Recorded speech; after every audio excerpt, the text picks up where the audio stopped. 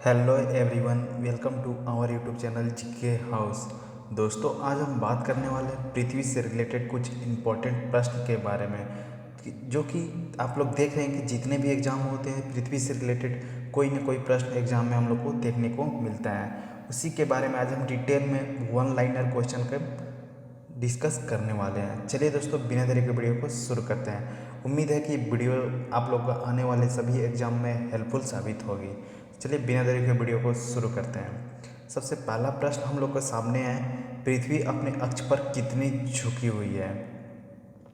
तो पृथ्वी अपने अक्ष पर 23.30 डिग्री झुकी हुई है।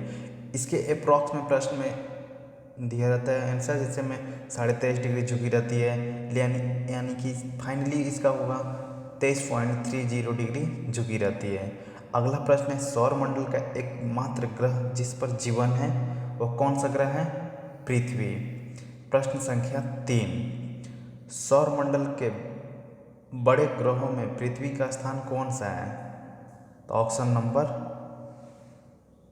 5, यानी कि सौरमंडल में सबसे बड़े ग्रहों में पृथ्वी का स्थान कौन सा है? 5वां। प्रश्न संख्या 4, पृथ्वी का विषुवतीय व्यास कितना है? तो आप लोग बता दें कि पृथ्वी का विषुवतीय व्यास है 12,756 किलोमीटर। इसी तरह इसका ध्रुवीय व्यास है 12,714 किलोमीटर। दोस्तों, आप लोग देखे होंगे कि बहुत सारे एग्जाम में पूछा जाता है कि पृथ्वी का विषुवतीय व्यास और ध्रुवीय व्यास में कितना अंतर है? तो उत्तर हो जाएगा 42 किलोमीटर। आगे बढ़ते हैं प्रश्न संख्या 5 की ओर। प्रश्न संख्या 5 में है, पृथ्वी अपने अक्ष पर किस दिशा में घूमती है? ये कॉमन क्वेश्चन है, लेकिन हम लोग सोचते हैं कि पूरब से पश्चिम घूमती है, लेकिन इसका उत्तर हो जाएगा पश्चिम से पूरब की ओर पृथ्वी चक्कर लगाती है। आगे बढ़ते हैं प्रश्न संख्या 6, पृथ्वी अपने धुरी का चक्कर किस रफ्तार से और कितने समय में पूरा करती है? तो इसका उत्तर हो जाएगा 1610 किलोमीटर प्रति घंटे की चाल से 23 घंटे 56 मिनट 4 सेकंड में पृथ्वी एक चक्कर पूरा कर लेती है। दोस्तों, सभी प्रश्न बहुत इंपॉर्टेंट है, सभी प्रश्नों को ध्यान में रखिएगा, आप लोग का आने वाले एग्जाम में मदद मिलेगा। चलिए आगे बात करते हैं प्रश्न संख्या 7 की ओर। पृथ्वी की किस गति से दिन और रात होता है? तो इसका उत्तर होगा घूर्णन गति। पृथ्वी के घूर्णन गति के कारण दिन और रात होते हैं। दोस्तों, जितने भी प्रश्न हैं सभी एक प्रश्न में आए हुए प्रश्न, कोई एसएससी में आया है तो कोई रेलवे में आया है, इसलिए सभी प्रश्न इंपॉर्टेंट है। तो वीडियो को लास्ट तक जरूर देखिएगा। आगे बढ़ते हैं प्रश्न संख्या 8 की ओर। पृथ्वी की किस गति से साल बनते हैं? तो इसका उत्तर हो जाएगा परिक्रमण गति से। पृथ्वी के परिक्रमण गति से साल बनते हैं। जैसे में हर दिन में एक बार घूमती है, वैसे परिक्रमण गति से एक साल बनते हैं। आगे बात करते हैं प्रश्न संख्या 9 की ओर। सूर्य की परिक्रमा करने में पृथ्वी को कितना समय लगता है? यानी कि सूर्य की एक परिक्रमा करने में पृथ्वी को कितना समय लगता है? इसका उत्तर हो जाएगा 365 दिन 5 घंटे 48 मिनट 46 सेकेंड। यानी कि एक लाइन में बोल सकते हैं 365 दिन 6 घंटे लगते हैं सूर्य की परिक्रमा करने में पृथ्वी को। आगे प्रश्न संख्या 10, पृथ्वी को सूर्य की एक परिक्रमा करने में लगे वक्त को क्या कहते हैं? तो पृथ्वी को सूर्य की एक परिक्रमा करने में लगे वर्ष को हम कहते हैं सौर वर्ष कहते हैं। यानी कि सूर्य की परिक्रमा करने पृथ्वी को एक वर्ष परिक्रमा करने में 365 दिन 6 घंटे लगते हैं, उसी को हम सौर वर्ष भी बोलते हैं। प्रश्न संख्या 11, प्रत्येक सौर वर्ष यानी कैलेंडर को वर्ष में कितना समय बढ़ जाता है? यानी प्रत्येक सौर वर्ष में कितना बढ़ता है? 6 घंटा ऐड हो जाता है। दोस्तों, हम बाई ऑप्शन हटा दिए हैं क्योंकि उसमें बहुत दिक्कत होता है कि माइंड एक जगह नहीं रहता है, कभी ऑप्शन नंबर ए पे जाता है, बी पे जाता है, इसलिए हम ऑप्शन हटाकर वन लाइनर लाए हैं जो कि केवल आंसर रहेगा तो आप लोगों के दिमाग में टिका रहेगा। आगे बढ़ते हैं प्रश्न संख्या 12 की ओर। आकार और बनावट की दृष्टि से पृथ्वी किस ग्रह के समान है? तो यानी इसका उत्तर हो जाएगा शुक्र। शुक्र ग्रह के और पृथ्वी ग्रह सेम है, दोनों का आकार और बनावट सेम है, शुक्र ग्रह और पृथ्वी ग्रह का। आगे बढ़ते हैं प्रश्न संख्या 13 की ओर। पृथ्वी को नीला ग्रह किस कारण से कहा जाता है? तो पृथ्वी को नीला ग्रह इसलिए कहा जाता है क्योंकि पानी की उपस्थिति के कारण, पृथ्वी पर पानी है इसलिए पृथ्वी को हम लोग नीला ग्रह के कारण इसे नीला ग्रह कहते हैं। नीला ग्रह के नाम से भी पृथ्वी को हम लोग जानते हैं। आगे बढ़ते हैं प्रश्न संख्या 14 की ओर। सूर्य के बाद पृथ्वी का सबसे निकट का तारा कौन सा है? तो इसका उत्तर हो जाएगा प्रॉक्सिमा सेंचुरी। सूर्य के बाद पृथ्वी का सबसे निकट तारा प्रॉक्सिमा सेंचुरी है। आगे बढ़ते हैं प्रश्न संख्या 15 की ओर। पृथ्वी का एकमात्र उपग्रह कौन सा है? पृथ्वी का एक उपग्रह है, उनका नाम है चंद्रमा। पृथ्वी का एकमात्र उपग्रह चंद्रमा है। प्रश्न संख्या 16। चंद्रमा की सतह और उसकी आंतरिक स्थिति का अध्ययन करने वाला विज्ञान क्या कहलाता है? सेनोलॉजी। चंद्रमा की सतह और उसकी आंतरिक अध्ययन करने वाले को हम लोग सेनोलॉजी कहते हैं। दोस्तों प्रश्न संख्या 17 में चंद्रमा पर धूल के मैदान को क्या कहते हैं? चंद्रमा पर धूल के मैदान को हम लोग शांति सागर कहते हैं। प्रश्न संख्या 18। जीवाश्म ग्रह किसे कहा जाता है? जीवाश्म ग्रह चंद्रमा को कहा जाता है। दोस्तों जितने भी प्रश्न छोटे छोटे हैं लेकिन बहुत इंपॉर्टेंट है, इसलिए सभी प्रश्नों को ध्यान में जरूर रखिएगा। प्रश्न संख्या 19। चंद्रमा किसकी रोशनी से चमकता है? यानी कि आप लोग बता दें कि चंद्रमा की कोई अपना रोशनी नहीं है, वो चंद्रमा सूरज की रोशनी से चमकता है। यानी सूरज का जो रोशनी होता है उसी के द्वारा हम लोग चंद्रमा को चमकते हुए देखते हैं। तो हम लोग को माइंड में प्रश्न आता है कि चंद्रमा का अपना रोशनी होता है, लेकिन ऐसा नहीं है। चंद्रमा सूरज की रोशनी के कारण ही चमकता है। प्रश्न संख्या 20। समुद्र में उठने वाले ज्वार भट्टे की वजह क्या है? तो इसका उत्तर हो जाएगा अपेक्षिक सौर एवं चंद्रमा की शक्तियों का अनुपात 11:5 होता है, इसलिए समुद्र में उठने वाले ज्वार भट्टे की यही मेन वजह है। प्रश्न संख्या 21। चंद्रमा पर पाए जाने वाले चट्टानों में किस धातु की मात्रा सबसे अधिक है? चंद्रमा पर पाए जाने वाले चट्टानों में किस धातु की मात्रा सबसे अधिक है? टाइटेनियम की। यह उत्तर है प्रश्न ध्यान में रखिए, क्योंकि बहुत बार एसएससी में रिपीट हुआ है, खासकर एलडीसी और एमटीएस में तो बहुत बार आप लोग को देखने को ये प्रश्न मिल जाएगा। आगे बढ़ते हैं प्रश्न संख्या 22 की ओर। 22 में पृथ्वी से चंद्रमा का कितना भाग दिखाई देता है? 57%। पृथ्वी से चंद्रमा का हम लोग 57% भाग देख सकते हैं, और जो बच्चा 43 उसको हम लोग नहीं देख सकते हैं पृथ्वी से। अगला प्रश्न है प्रश्न संख्या 23।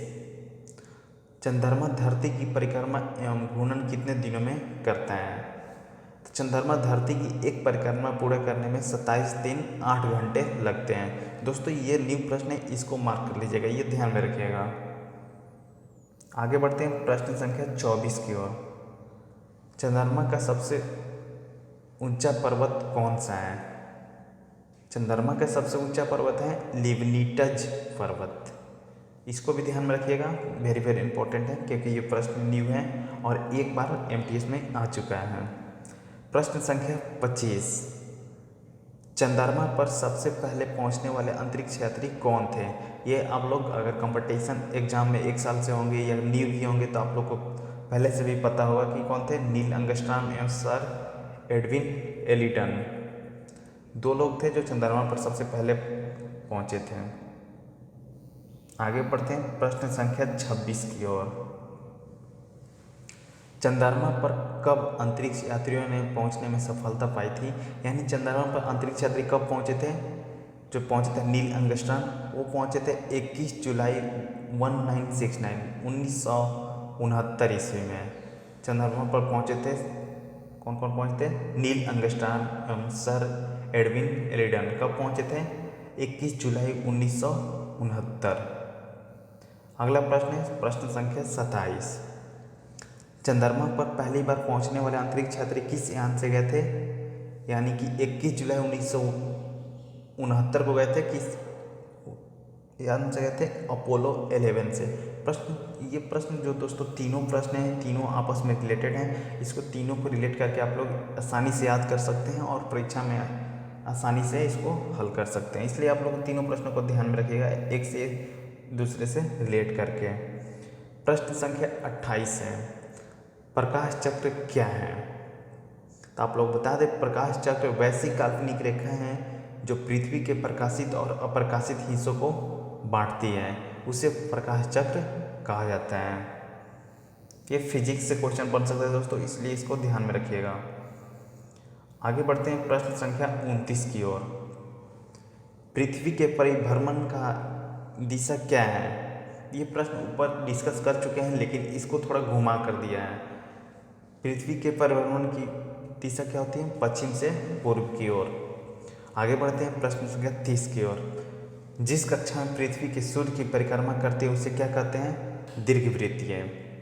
जिस कक्षा में पृथ्वी सूर्य की परिक्रमा करती है उसे क्या कहते हैं? दीर्घवृत्तीय। दोस्तों बता दिए, जीके हाउस जो चैनल है स्पेशली फॉर जीके है, इसमें आज से अब रेगुलर वीडियो आप लोगों को मिलेगी। मॉर्निंग में करंट अफेयर की और शाम में कोई जीके की एक इम्पॉर्टेंट वीडियो मिलेगी।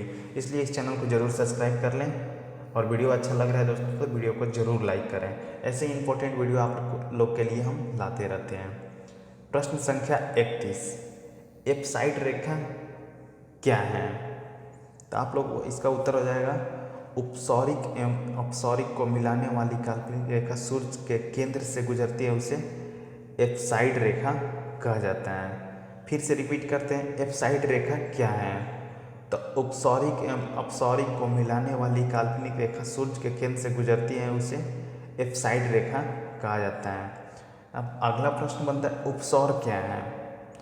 तो बता दें कि उपसौर 3 जनवरी को सूर्य और पृथ्वी के बीच की दूरी कम हो जाती है, जिसे उपसौर या उपसौरिक के नाम से जाना जाता है। आगे बढ़ते हैं प्रश्न संख्या 33 की ओर। अपसौरिक या अपसौर क्या है? जुलाई को पृथ्वी सूर्य से कुछ दूर चली जाती है, इसे अपसौरिक कहा जाता है। जुलाई यानी 5 जुलाई को पृथ्वी सूर्य से कुछ दूर चली जाती है, उसे अपसौरिक कहा जाता है। अक्षांश क्या है? दोस्तों पृथ्वी से रिलेटेड प्रश्न के बारे में डिस्कस कर रहे हैं, इसीलिए सभी पॉइंट को जो मेन इंपॉर्टेंट है उस पॉइंट को हम आप लोग क्वेश्चन के थ्रू आप लोग को बताने की कोशिश किए हैं, इसलिए सभी पॉइंट को ध्यान में रखिएगा। 34 में अक्षांश क्या है?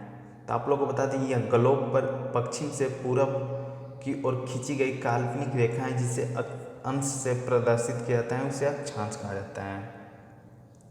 ग्लोब पर पश्चिम से पूर्व की ओर। आगे है प्रश्न संख्या 35, किस रेखा को शून्य अंश की स्थिति माना जाता है?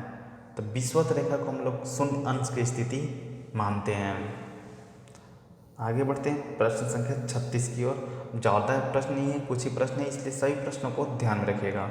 अगला प्रश्न है प्रश्न संख्या 36, देशांतर क्या है? ये जो छोटे छोटे टॉपिक है दोस्तों, ये आप लोग माइंड में कंफ्यूज करते हैं, इसलिए सभी इम्पोर्टेंट टॉपिक को आप लोग क्वेश्चंस को हम लोग डिस्कस कर लिए हैं कि देशांतर क्या है। समझेंगे, ऐसा प्रश्न आ सकता है, लेकिन आ सकता है, इसको ध्यान में आप लोग रखिएगा। देशांतर क्या है? यह ग्लोब पर उत्तर से दक्षिण की ओर खींची जाने वाली काल्पनिक रेखा है।